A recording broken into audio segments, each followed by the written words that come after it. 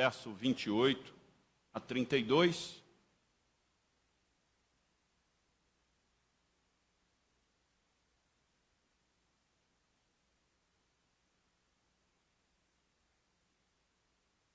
Diz assim: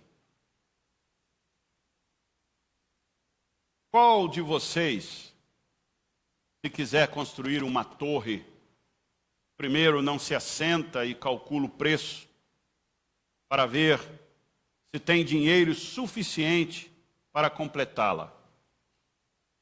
Pois se lançar o alicerce e não for capaz de terminá-la, todos os que a virem rirão dele, dizendo: este homem começou a construir e não foi capaz de terminar. Ou qual rei que, pretendendo sair à guerra contra outro rei, primeiro não se assenta e pensa se com 10.000 homens é capaz de enfrentar aquele que vem contra ele com 20.000? Se não for capaz, enviará uma delegação enquanto o outro ainda está longe e pedirá um acordo de paz. Esse texto está dentro de um contexto, óbvio. E se eu pudesse dar um tema, eu daria: o que você precisa saber antes de se comprometer com Jesus. Vou repetir. O que você precisa saber antes de dizer sim ao convite do Evangelho? Vou traduzir. O que você precisa entender antes de ser cristão? O cristianismo hoje, chamado de gospel, virou a religião da modinha. No meu tempo, na década de 80 para 90, ser cristão, ser crente, não era um termo muito bom. Ser cristão no meu tempo era, basicamente, se você não era de uma família cristã, evangélica, você era execrado, você era debochado. O mundo, o sistema lá fora, as pessoas, elas faziam piada da gente. Porque a gente punha a Bíblia debaixo do braço e ia para a igreja. E as nossas roupas eram um pouco diferentes das roupas dos outros. Hoje já tem algumas lojas de roupas que chamam moda gospel. Não tenho a menor ideia do que isso significa, mas tem. Moda gospel. Algumas moda gospel, eu, com todo respeito, acho brega, feio. Mas gosto não se discute, né? Contudo, ser cristão no século 21 é muito legal. É muito bacana. A gente tem um grupo de amigos, a gente tem um lugar para ir, para ser recebido, acolhido. Mas o que a gente precisa saber dentro do Evangelho de Jesus Cristo?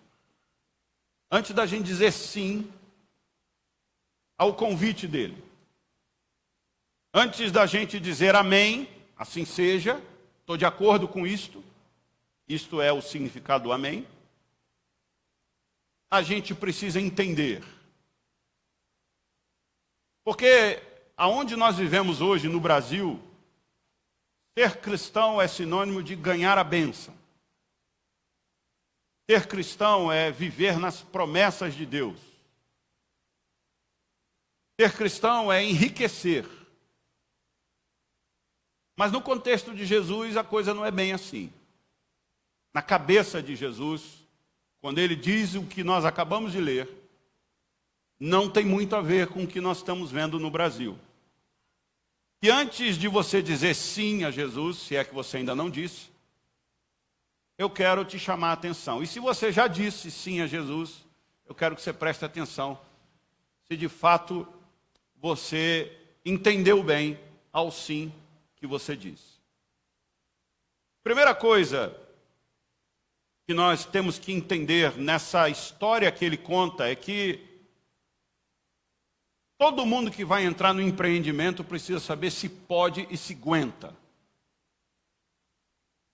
Tem um ditado popular que os amigos lá no Rio de Janeiro dizem para retratar que você pode entrar numa furada. É assim: passarinho que acompanha morcego dorme de cabeça para baixo. Morcego dorme fácil de cabeça para baixo, não dorme? É a vida dele. Mas passarinho não. E passarinho que quer acompanhar morcego vai se lascar. Essa é a gíria lá no Rio de Janeiro. É mais ou menos o que Jesus está dizendo aqui dentro da sua postura. Ele diz assim: se você quer construir uma torre, você precisa saber se você dá conta. Se você vai enfrentar uma guerra, você precisa saber se você tem soldado. Se você vai me seguir, você precisa saber para onde você está indo, para onde eu estou indo. Certa feita, ele disse: as raposas têm os seus covis, as aves os seus ninhos. Mas eu, filho do homem, não tenho onde repousar a cabeça. Você vai me seguir? Vai dormir na rua como eu. Você vai vir atrás de mim? Precisa saber que eu não tenho nada para dar nesta intenção da qual vocês me procuram. Não tenho mansão, não tenho dinheiro, não tenho essas riquezas das quais vocês querem. Mas eu tenho outras coisas muito melhores.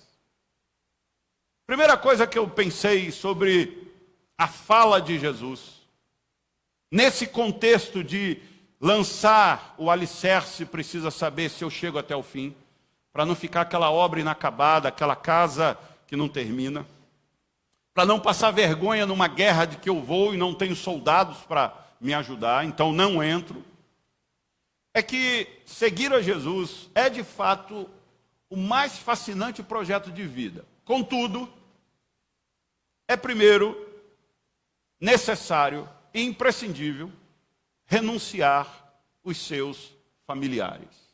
Olha o que ele diz em Lucas 14, 26, que é o contexto do que nós lemos. Se alguém vem a mim e ama o seu pai, sua mãe, sua mulher, seus filhos, seus irmãos e irmãs, e até a sua própria vida, mais do que a mim, não pode ser meu discípulo. Não é que ele não queira que você seja discípulo dele. Ele está dizendo: você não vai conseguir ser meu discípulo. Você até tem vontade, mas não vai dar conta.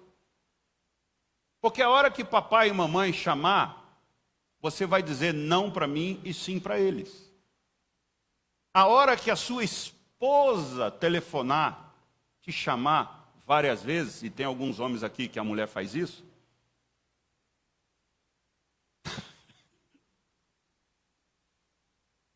você vai ficar com medinho e vai dizer: sim, meu amor, eu já estou indo. E Jesus vai ficar por último. E Jesus não se presta a ser dividido com os seus queridinhos. Porque Ele é único, Ele é Senhor. Jesus, nesse texto, Ele está fazendo uma releitura prática de Êxodo capítulo 20, verso 3. Não terás outros deuses além de mim. Parece um contrassenso, porque a Bíblia diz que a gente tem que honrar pai e mãe. A Bíblia diz que a gente tem que amar a esposa como Cristo amou a igreja. A Bíblia diz que a gente tem de cuidar dos filhos como herança do Senhor.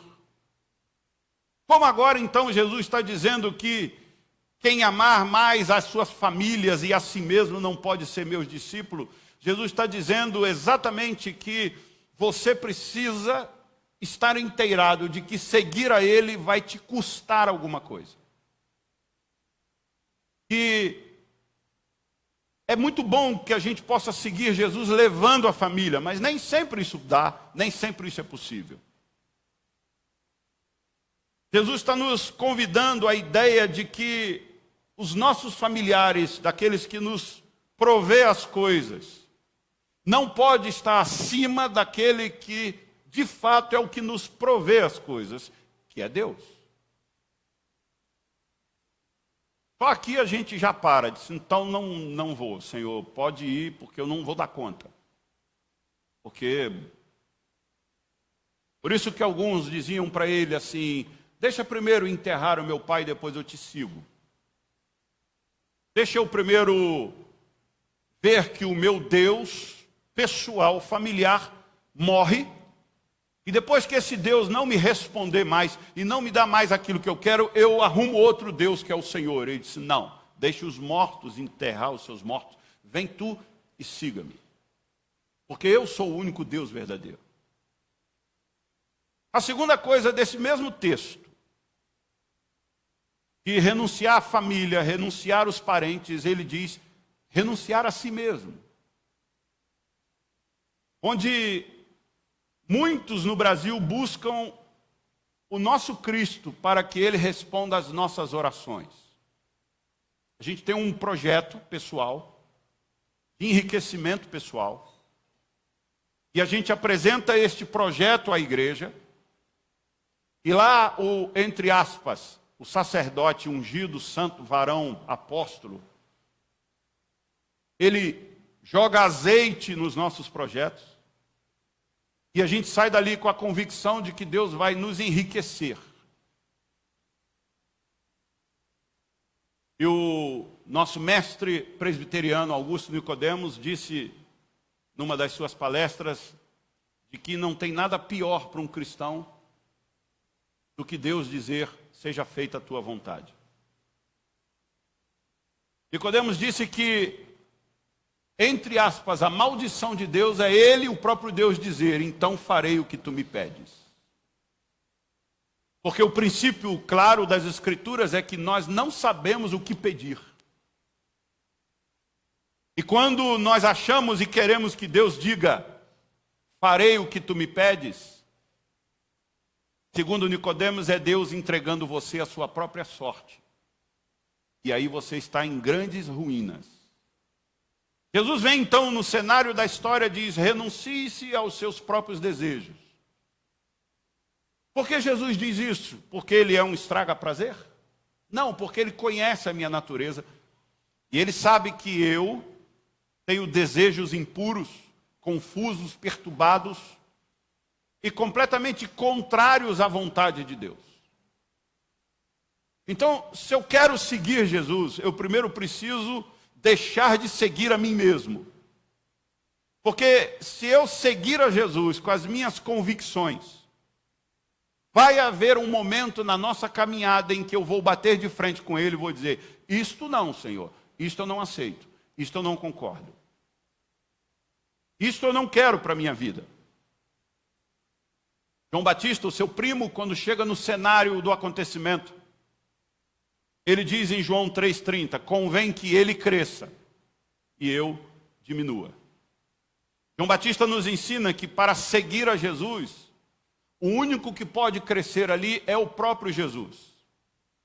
E que essa dinâmica é que ele cresce, e quanto mais ele cresce, mais eu tenho que ser diminuído.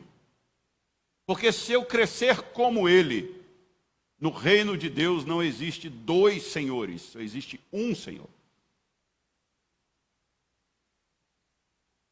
Essa fala de Jesus vem na contramão do judaísmo. Porque o judaísmo não é uma religião proselitista, mas aceita conversões. O que significa isso? O judaísmo não sai à caça de novos seguidores. Isso é proselitismo. Eu vou até você e faço a tua cabeça para crer no que eu creio. Mas você pode ser convertido ao judaísmo. Aqueles que nasceram numa casa judaica, os seus filhos até os 12 anos, quando eles forem fazer o bar mitzvah, eles fazem o bar mitzvah já com toda a decoreba, da Torá na sua mente. Então, a criança, até 12 anos, ele cita textos sagrados da sua própria cabeça, de sua memorização. O judaísmo, então, é uma religião de catequese acadêmica e de passos, circuncisão, regrinhas de purificação.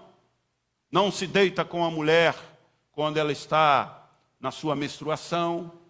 Antes de comer, lava as mãos.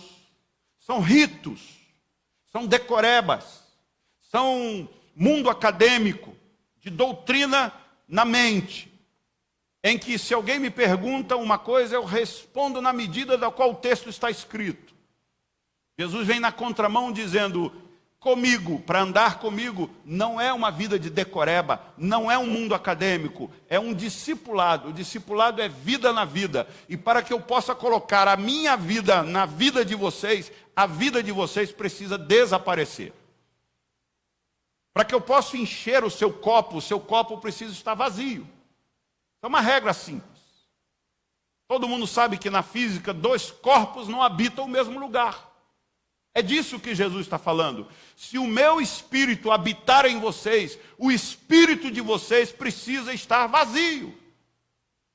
Não dá para seguir Jesus com as nossas convicções. Não dá para seguir Jesus com os nossos desejos e vontades. Eu acho que hoje eu esvazio a igreja de vez. O que a gente precisa saber sobre aquele a quem nós devotamos a nossa vida? Primeiro, que ele não se interessa pelo seu dinheiro. Vou repetir. Jesus não se interessa pelo seu dinheiro. Mateus 19, 16 a 22, você tem a história conhecida. Eis que alguém se aproximou de Jesus e lhe perguntou, mestre, que farei de bom para ter a vida eterna? Respondeu Jesus, por que me pergunta sobre o que é bom? Há somente um que é bom. Se você quer entrar na vida, obedeça os mandamentos. Siga as regras. Judeu, Jesus sabe como o judeu funciona.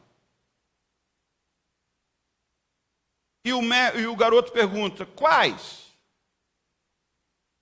Jesus responde, não matarás, não adulterarás, não furtarás, não darás falso testemunho, honra teu pai e tua mãe, e amarás o teu próximo como a ti mesmo. Essa conversa do menino com Jesus retrata uma coisa que eu acabei de dizer para vocês. Ele ouve falar de Jesus, sabe que Jesus é abençoador, sabe que aonde Jesus chega as pessoas são curadas, as pessoas são libertas. E ele estava seguindo todas as regras do judaísmo e ainda não estava se sentindo aceito por Deus. E ele vai para Jesus então no intuito da barganha. Ele chega para Jesus e diz, o que eu preciso fazer para ganhar? Você já viu gente assim? Você já viu as campanhas de algumas igrejas? Você já viu como elas atraem as pessoas ao cristianismo? Se você vier e fizer, você ganha. Você tem. Se você de fato entregar isto a Deus, Ele abençoa muito mais você. Aí a gente planta alguns testemunhos e a gente chama algumas pessoas dizendo, olha, conta lá que você depois que deu o dízimo, uma porta de emprego se abriu e você passou a ganhar tantos mil-reais. Aguça a turma e a turma então começa a dar o dinheiro nessa troca da qual o garoto aqui quer fazer com Jesus. E aí, olha o que o menino diz para Jesus. Tudo isso eu tenho feito, mas ainda não vi resultado nenhum. O itálico é meu, tá? Quando você escreve um texto e bota em negrito, e o itálico é do autor. Ele diz, tudo isso eu tenho obedecido, o que me falta ainda para ganhar? Eu não estou ganhando nada. Jesus respondeu, quer ser perfeito? Quer ser pleno? Quer ser inteiro? Quer ser verdadeiro? Perfeito é isso. Perfeito não é o que segue regrinhas. O texto grego aqui é: você quer ser de fato alguém autêntico? Faz o seguinte: volta, vende os seus bens, pega o recurso da venda e dá aos pobres. E você terá um tesouro no céu. Depois, vazio, sem nada, aí você vem e anda junto comigo e vamos ver aonde é que nós vamos chegar. Tá ok? Ouvindo isso, o jovem que frequentava muito a Igreja Universal afastou-se triste, porque tinha muitas riquezas. Não deu conta.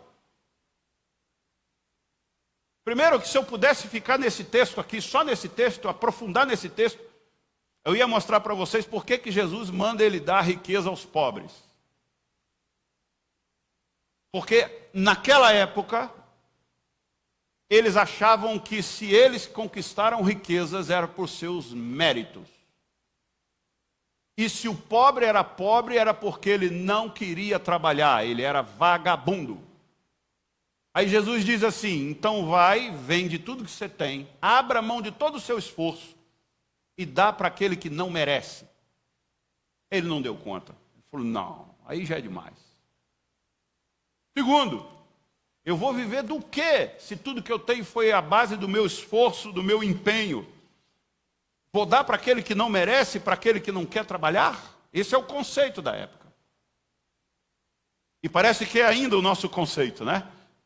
Pobre é pobre porque merece ser pobre, porque não estuda, porque não trabalha, porque isso, porque aquilo. Eu estou aqui porque eu fiz por onde. Jesus então começa a ir na contramão do fazer por onde e dizer: não é bem assim comigo não. Não é bem assim. Na relação do discípulo e o seu mestre, não é uma barganha. Você o segue e deixa ele apontar o caminho. Segunda coisa, além de Jesus não querer a sua riqueza, Jesus também não confia nas suas habilidades pessoais. Olha, se você olhar para os discípulos que ele chamou, você vai ver que eles não tinham habilidades pessoais que pudessem fazer parte do reino de Deus. Não era uma coisa estratégica.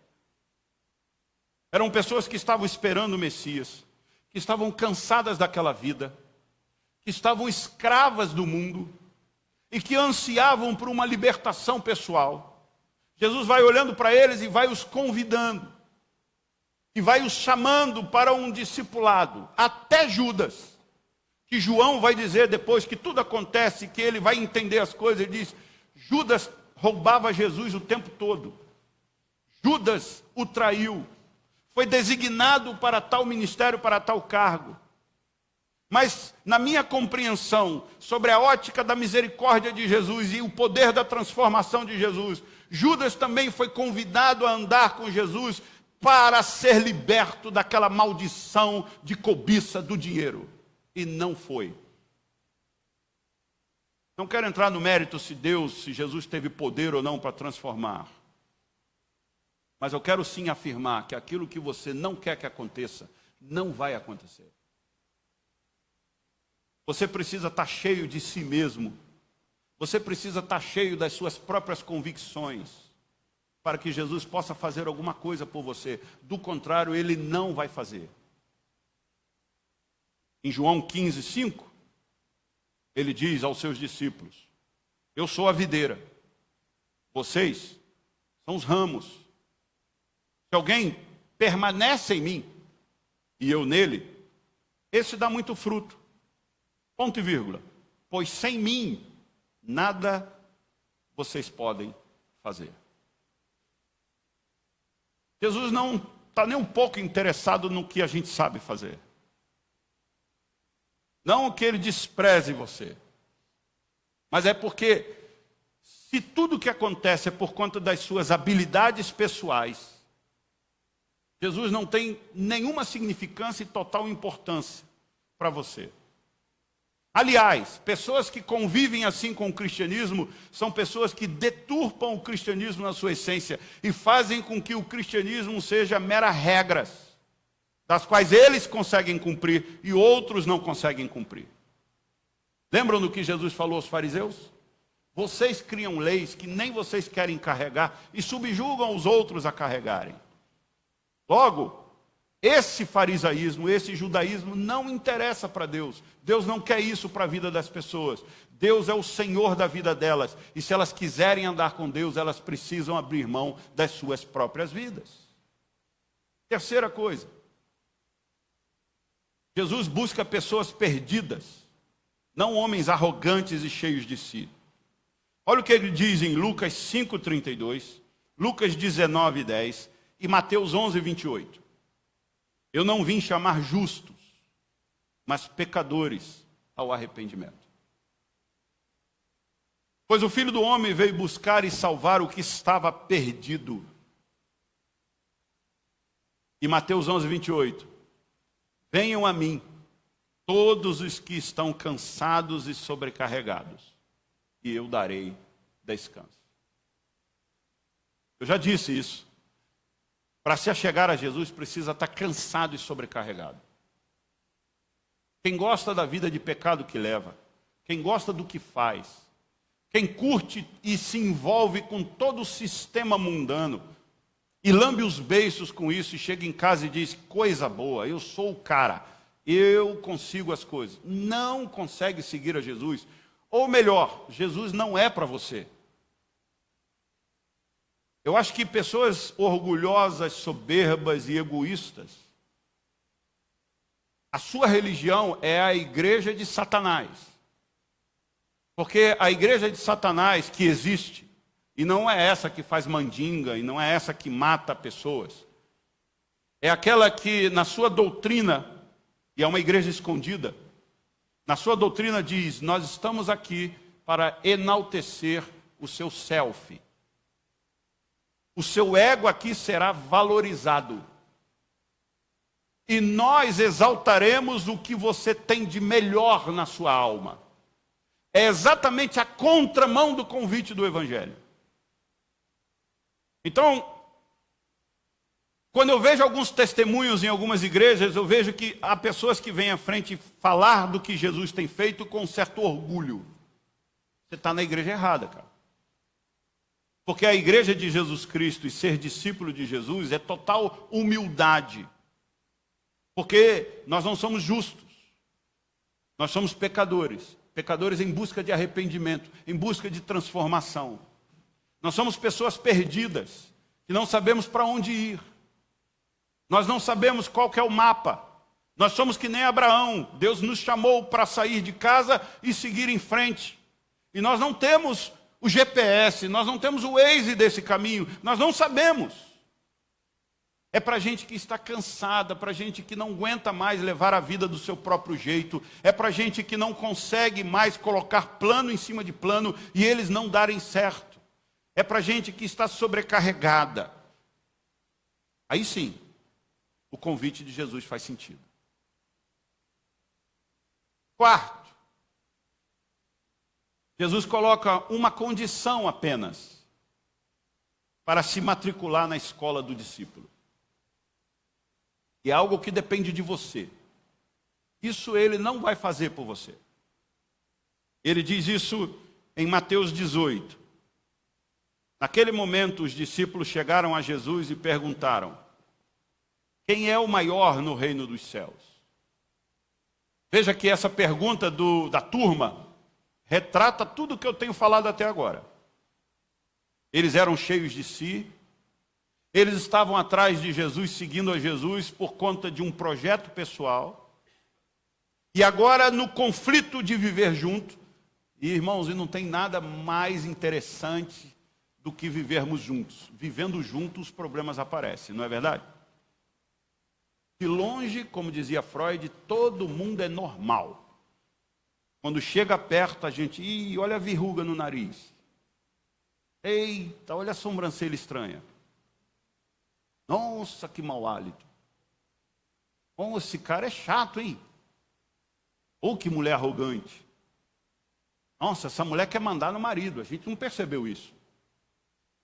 Olha que garoto ensimesmado. Nossa, eu achava esse jovem tão bacana, mas convivendo com ele eu vejo que ele não sabe nada da vida e quer dar aula para a gente. Jovem é assim, né? Viu nada, não sabe nada, não aprendeu nada ainda, mas chega, fala com a gente, acha que sabe tudo. Só convivendo é que a gente percebe isso. De longe, todo mundo é gente boa. E aí quando Jesus traz os caras para andar junto, 3 anos, come junto, toma café da manhã, almoça, dorme, viaja, entra na casa, fica junto, é sogra para lá, cunhado para cá. Aí você começa a ver as questões, e aí eles sentam ao redor de Jesus e dizem assim, mestre, é o seguinte, quem que é o maior no reino dos céus? Em textos extra-bíblicos, a gente vai encontrar algumas respostas para essa pergunta. É que se a Bíblia fosse dar todos os detalhes, a gente ia ter que caminhar uma carreta nas costas, de papel. Não dá. Mas eles, cada um tinha uma tarefa ali. Judas, por exemplo, era tesoureiro. Judas recebia doações, repartia para que eles tivessem gastos nas viagens. E pegava o dele, sem que Jesus autorizasse. Mas Jesus sabia que ele roubava. E deixou ele quieto. Entregou ele à sua própria sorte. E eles, então, cada um tinha uma tarefa. Lembra que Jesus dá uma ordem a Pedro, dizendo assim, entrem na cidade e busquem uma casa onde eu vou dar a última ceia com vocês. Naquela última ceia, eu vou conversar com vocês. E aí Pedro arruma a casa, e eles vão para a ceia, só que Pedro esquece de um detalhe do judaísmo imprescindível para eles terem a ceia. A asepsia dos pés. Não tem banco, a mesa é na altura de como você se senta, o apoio que você faz não é esse braço que você tem, é o seu no chão, e eles ficam virados e o pezinho fica um perto do outro. Pedro, então, não é um bom administrador e ele esquece de, quando arrumar essa casa, contratar também alguém que fique na porta para limpar os pés daqueles que chegam, os convidados. Toda a casa tinha isso. E aí, num determinado momento, alguém deve ter começado a dizer assim, Pedro, você não deu conta, hein? Você esqueceu do cara para lavar o pé. Olha o pé do fulano como é que está fedido. Jesus está ali. De repente diz o texto que Jesus se levanta, pega uma toalha, uma bacia e vai lavar o pé deles. Jesus podia ter dito, Pedro, eu vou te ensinar a ser um bom administrador. Não sou contra, mas quando eu estudei sobre liderança, eu disse, isso aqui não tem nada a ver com Jesus, porque liderança de Jesus é serviçal. A liderança de Jesus é comprometedora com a vida do outro. Mas a liderança atual que nós ouvimos por aí é, vou ensinar você a quando for montar alguma coisa, pensar em todos os pontos. Não é assim que a gente pensa? Um líder bom, nato, é aquele que faz, não sou contra, estou repetindo. Mas isso não tem nada a ver com Jesus. Ponto número 1, preciso arrumar alguém que lave os pés de todo mundo. Ponto número 2, preciso ver quem vai fazer a doação das toalhas. Ponto número 3, preciso... E aí o pezinho fede, e eles ficam desconfortados, e Jesus se põe como aquele criado da porta, e faz o trabalho que ninguém lembrou de fazer, e também ninguém queria fazer. Aí Pedro se constrange, você lembra? Ele diz, não, o meu pé o senhor não lava, porque está feio o negócio aqui. Está feio. Eu ando com um fungo entre os dedos aqui, que se eu fizer uma prova para ir para um clube tomar banho na piscina, eu não passo. Aí Jesus disse, se eu não lavo o teu pé, eu não tenho parte com você. Sabe o que Jesus está dizendo para Pedro? Se eu não posso te servir, você não me interessa. Sabe o que Jesus está dizendo? Que eu só serei o seu Senhor se eu puder fazer com você o que eu quero fazer. se eu não puder fazer com você o que eu quero fazer, você não será o meu discípulo e eu não serei o seu mestre. Então, se eu não posso lavar o seu pé, eu não ando com você. Aí Pedro diz, não, então por favor, dá um banho todo.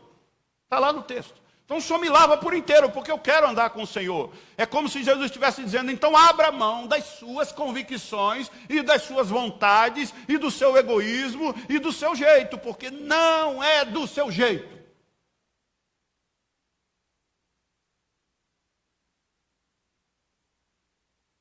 Voltando para o texto. Por isso que eles perguntam, quem que é o maior? Quem que é o bom aqui? É o que toca melhor? É o que prega melhor? Quem que é o maior no reino? Essa coisa humana que a gente tem de que quem desponta? Quem que é interessante? Essa coisa que eu ouço de pastores. Não, eu não me assento com a minha liderança para comer algo junto com eles, porque eu sou o pastor. Isso não interessa para Jesus. Isso não tem nada a ver com o Evangelho. No Evangelho não tem maior e menor. No Evangelho tem servo. Só isso. Aí Jesus chamando uma criança. E aí o contexto você precisa entender. Colocou-a no meio deles. Eu fico imaginando a cena, porque de tudo que eu estudei sobre a época de Jesus, sobre como funcionavam as coisas na época de Jesus, eu fico imaginando a turma lá de quem que é o melhor, quem que é o melhor. Vamos ver se ele vai dizer que é Pedro, vai dizer que é... Judas devia estar pensando, eu administro bem o dinheiro. Mesmo eu roubando, o dinheiro sobra. Mesmo eu roubando, o dinheiro sobra, dá dinheiro para tudo. Você não vê ninguém aqui desesperado por compra. Eles pensando, vamos ver quem ele vai dizer. Não, é o baterista. Sem bateria, o louvor não funciona. Não, é o nosso tecladista. Não, sou eu. Vamos ver quem vai dizer quem é o maior. Ele pega uma criança, eu fico imaginando quando a criança começa a entrar e vem para o meio deles, eles vão se afastando. Sabe por quê? Porque criança no tempo de Jesus não valia absolutamente nada. Ele pega uma criança e diz, eu lhes asseguro, que a não ser que vocês se convertam e tornem como crianças, jamais entrarão no reino dos céus. Primeiro, Jesus não responde quem é o maior. Ele diz, se você não for como criança, você não entra. Você não chega lá. Portanto, diz o texto, quem se faz humilde como esta criança, este é o maior no reino dos céus. Quem recebe uma dessas crianças em meu nome, está me recebendo. Mas se alguém fizer tropeçar um destes pequeninos que creem em mim, melhor lhe seria amarrar uma pedra de moinho no pescoço e se afogar nas profundezas do mar. Jesus aqui faz algumas coisas interessantes, eu quero que você preste atenção nisso. Primeiro, ele diz que os discípulos dele, os servos dele, têm que ser como criança. E como criança era? Primeiro, sem valor. Segundo, pronta para fazer o que o pai manda. Se você não estiver pronto, Jesus não está aqui deprimindo as pessoas. Jesus não está aqui dizendo que a gente não vale nada. Jesus está dizendo o seguinte, no reino de Deus, não é quem vale alguma coisa, é quem é alguma coisa. E o ser no reino de Deus aqui, só tem espaço para pessoas que se colocam como crianças. Porque ego no reino de Deus não entra. Gente altiva, cheia de convicções, não estou dizendo que você não deva as ter, mas gente que acha que as suas vontades é que tem de prevalecer, não entra. E ele ainda termina dizendo assim, quem fizer tropeçar um dos meus discípulos, os pequeninos de Jesus são os seus discípulos, é melhor amarrar uma pedra, um paralelepípedo, e se suicidar. É melhor você se matar do que você mexer com um discípulo meu. Aí você vai pegar esse contexto e vai ver a vida de Jesus no dia a dia. Os fariseus vinham com toda a gana em cima dele, dizendo assim: seus discípulos não lavam a mão quando vão comer. Aí você fica imaginando Jesus dizendo: vou chamar a atenção dos meninos, pode deixar, vou falar com os meninos, vocês precisam lavar a mão. Jesus vai e rebate os fariseus dizendo assim: o que contamina não é o que entra, é o que sai. Defende os discípulos. E aí eles vão pressionando Jesus sobre os discípulos, Jesus vai defendendo os discípulos.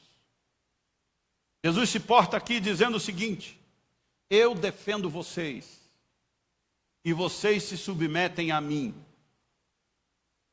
Mas quando atacavam o próprio Jesus, Jesus não se defendia. Ele disse: tu dizes. Mas quando atacava os seus discípulos, ele diz: não mexe com meus meninos. Deles eu cuido, porque eles são crianças. Eles dependem de mim. Eles precisam de mim. O que Jesus está ensinando para eles é que sabe quem é o maior ou o melhor? Sabe quem é alguma coisa no reino de Deus? É quem depende totalmente de que eu faça as coisas por ele. Por isso que ele chama a criança e diz: aqui, quem vale alguma coisa aqui é quem depende daquilo que eu faço, daquilo que eu sou, daquilo que eu represento. E eu quero, então, colocar para vocês o que ele propõe para os seus discípulos como resposta do que eles perguntam. Primeiro, mudar de direção. Ele diz: converter-se. Não é regeneração.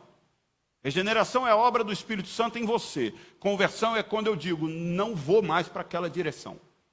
Não quero mais. Não vou. Eu mudo. Segundo, se portar como criança, dependência. Terceiro, ser humilde como as crianças, não ter nome a zelar.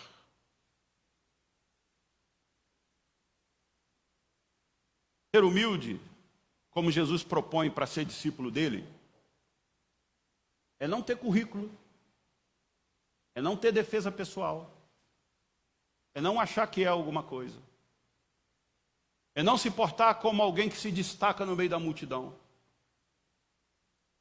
O que foi preciso fazer para prender Jesus e saberem quem ele era? Ele é o nosso mestre. Quando os soldados vieram, depois que eles saem do jardim de oração, que Judas havia entregado ele, o que Judas combina com os caras? Eu vou chegar, vai ter uma galera. Aquele que tiver com um manto vermelho, um cabelo arrumadinho, aquele que for o destaque, vocês vão ver que é ele.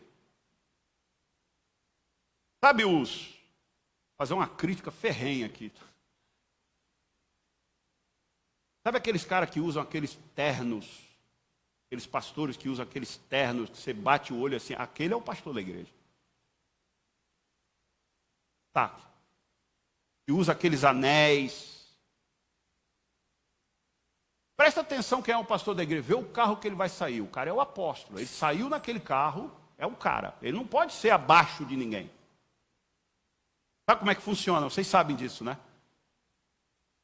Aí Judas diz assim, ó: eu vou entrar no meio da multidão e vou dar um beijo. Naquele que eu der o beijo é o cara. Por quê?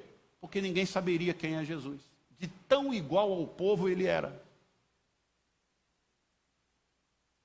Aí a gente, quando segue a Jesus, a gente fica como? Cheio de estrelas, cheio de arrogância, cheio de achando que nós somos melhores. Jesus diz: isso não interessa para mim. Isso não pode ser meu discípulo. Para concluir, então, eu diria para os senhores 3 coisas. De fato, seguir Jesus é o mais fascinante projeto de vida, mas há um custo. Mas esse custo calculado que ele diz naquele texto que nós lemos, traz para a gente um resultado. E como a gente gosta de resultado, eu vou te dar os 3 resultados que seguir a Jesus dá para você. Primeiro, a vida será inabalável. Presta atenção. Desculpa se eu vou te frustrar nessa manhã. Se você trocou de carro, um carro novo, porque você fez uma oração, Jesus te abençoou, isso é um problema entre você e ele, mas não tem nada nisso no Evangelho. Se você pediu em oração que Deus mudasse você de emprego e você ganhasse mais, isso é um problema entre você e Deus, mas não tem nada disso no Evangelho. Vocês entenderam? Eu vou te dizer o que tem no Evangelho por seguir a Jesus. A vida será inabalável. Lucas 6, 47 e 48. Eu lhes mostrarei a que se compara aquele que vem a mim, ouve as minhas palavras e as pratica.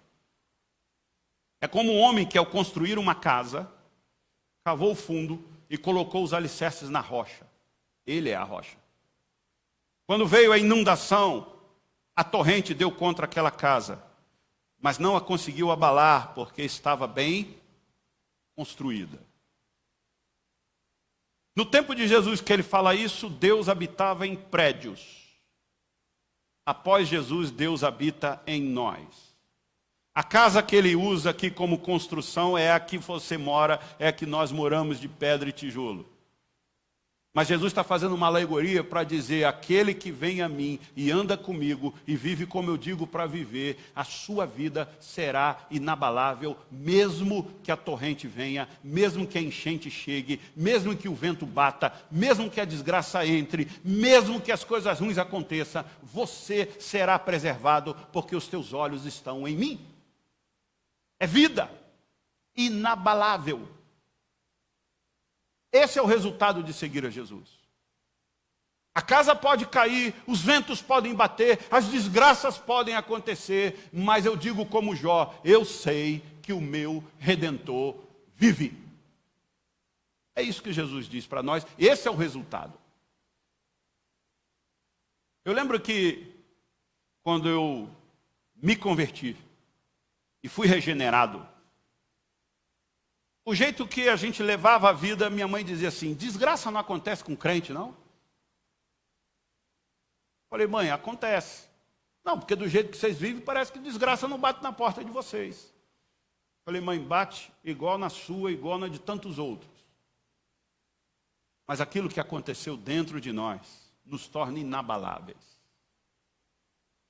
Você sabe que na história em que Nero veio como um cão chupando manga para cima dos cristãos, e quando os imperadores romanos resolveram fazer de nós chacota, e nos usaram no Areópago, para que ele se divertisse com o nosso medo, eles colocavam os cristãos na arena, e soltavam os leões, e a correria dos leões no Areópago, e a correria dos homens e das pessoas com medo dos leões, porque tinham medo da morte, fazia com que todos aqueles que estivessem ali assentados pudessem dar gargalhada do medo que aqueles homens carregavam.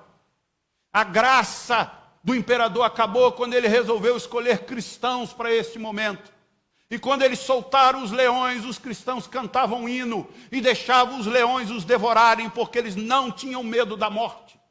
E o imperador disse, o que nós podemos fazer contra os cristãos? E sabe qual é a resposta de Jesus? Nada, nada os abala, nada os põe medo, porque eles estão em mim, e quem está em mim é inabalável.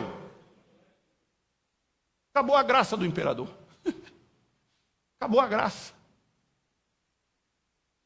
Mas eu encontro ainda alguns pseudos cristãos que ainda correm dos leões. Segundo, o resultado é uma vida plena. João 10, 10. Eu vim para que tenham vida e a tenham plenamente. A gente gosta de comprar coisa, né? A gente gosta de comprar roupa. A gente gosta de usar brinco. Mulheres e homens. A gente gosta de mexer no cabelo. A gente gosta de um carro bom. Não sou contra nada disso. A gente gosta de andar perfumado, cheiroso. Alguns homens da Macholândia não gostam, mas tudo bem. A gente gosta de comer comida boa, não gosta? Beber bebida boa. A gente gosta. Mas a vida plena que Jesus promete para a gente não está pautado em nada disso. Se tiver, amém. Se não tiver, amém de todo jeito. Por quê? Porque ele disse que rios fluirão de dentro da gente. De maneira que o cristão vai para a vida e ele não está preocupado se na economia o dólar vai aumentar ou vai abaixar, porque quem sustenta ele é Deus. Ele vai para a vida sabendo que se ele vender o produto dele, Deus está com ele. Se não vender, Deus está com ele do mesmo jeito. Diz, meu amor, meu bem, o que nós vamos fazer amanhã? Amanhã Deus proverá. Porque aqui dentro nós estamos convictos de que aquilo que Ele fez dentro de nós não depende de nada daquilo que está acontecendo ao nosso redor. É uma coisa que muita gente não consegue entender, o mundo não entende, muita gente não entende, nem a gente mesmo entende, nem aquele que está vivendo isso consegue explicar matematicamente, mas é algo surpreendente que Ele prometeu que nos daria, e Ele tem dado. Terceiro e último. João 14, 27, ele diz, deixo-vos a paz. A famosa paz que todo mundo busca. Né? A minha paz vos dou, a dele. Não vos-la dou, como o mundo a dá. Não se turbem os seus corações, nem tenham medo. Eu vou plantar em vocês, como resultado de ser meu discípulo, uma paz que o mundo não pode dar. A paz do mundo é aquela paz que sábado e domingo ninguém liga para cobrar boleto. Você diz, final de semana abençoado, meu patrão não vai me encher a paciência, não vou ter ninguém me perturbando, vou descansar. Alguns sábado e domingo é trabalho, mas eu estou fazendo essa alegoria para você entender. Ninguém vai me perturbar, mas na segunda-feira o bicho pega. E aí eu não vou ter mais paz. Essa é a paz do mundo, que a gente pode traduzir como trégua.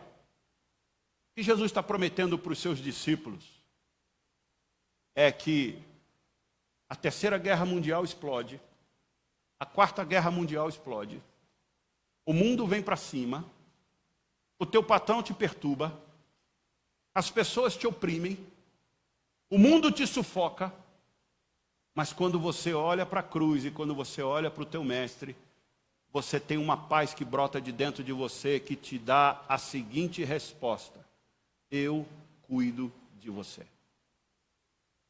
E essa voz que eu preciso ouvir, essa voz que você quer ouvir, essa voz que todos nós queremos ouvir por seguir a Jesus.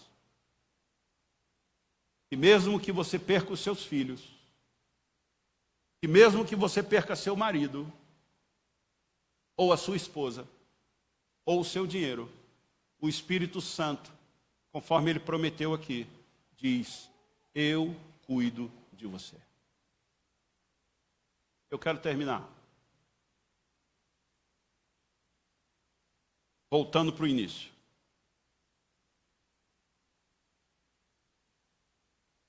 É isso que você precisa saber antes de seguir a Jesus. Que você não pode valorizar a sua família mais do que a Ele. Que você não pode valorizar você mais do que a Ele. Que você não pode saber tudo. Você não é o cara no reino dos céus. Que você tem que se tornar como criança.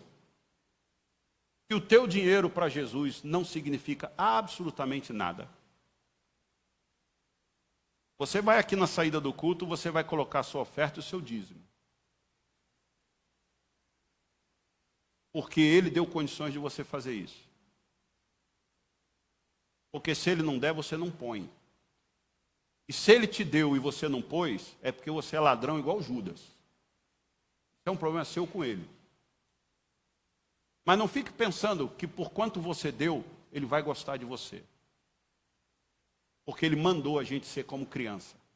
E criança não tem nada. Mas saiba que os resultados que Ele vai proporcionar na tua vida, o mundo não vai entender. O mundo não vai te explicar. Mas você de fato vai viver. Se é isso que você quer. Curve a sua fronte. Deus, de graça e de misericórdia.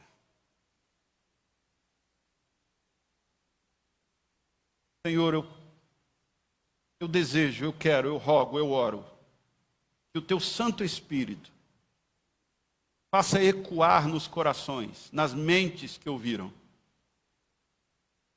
o que nós precisamos saber para seguir o Senhor.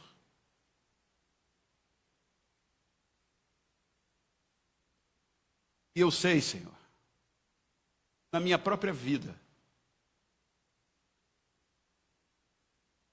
o quanto é recompensa, o quanto é fascinante renunciar a este mundo, renunciar a tudo que há de arrogância em nós, para seguir o Senhor. Ó Deus, que assim, cada um aqui nessa manhã possa sair daqui decididos à conversão. Os que já fizeram isso possam permanecer. Os que ainda não fizeram possam fazer. Porque a recompensa de andar com o Senhor é muito grande. Porque a história já provou que não há riqueza nesse mundo que venha alegrar o nosso coração. Salomão já ensinou isso. Salomão já disse com a própria vida que tudo que ele quis, ele teve. Mas isso não lhe deu paz. Isso não lhe deu vida. O que mais nós queremos, Senhor? Que fascínio ainda nós vamos estar arraigados para entender que não há riqueza que possa dar aquilo que o Senhor propõe. Que não há nada que possa do mundo, que venha do mundo, que possa trazer no nosso coração.